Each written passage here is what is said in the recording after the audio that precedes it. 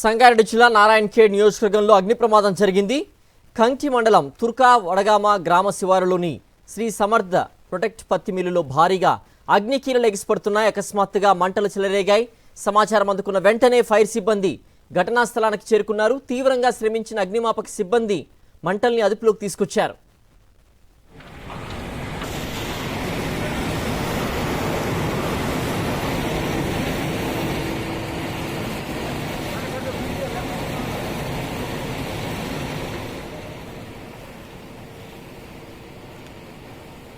సంగారెడ్డి జిల్లా నారాయణఖేడ్ నియోజకవర్గంలో అగ్ని ప్రమాదం జరిగింది.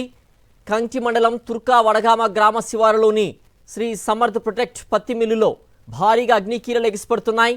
అకస్మాత్తుగా మంటలు చెలరేగాయి. సమాచారం అందుకున్న వెంటనే ఫైర్ సిబ్బంది ఘటనా స్థలానికి చేరుకున్నారు. తీవ్రంగా శ్రమించిన అగ్నిమాపక సిబ్బంది మంటల్ని అదుపులోకి తీసుకొచ్చారు.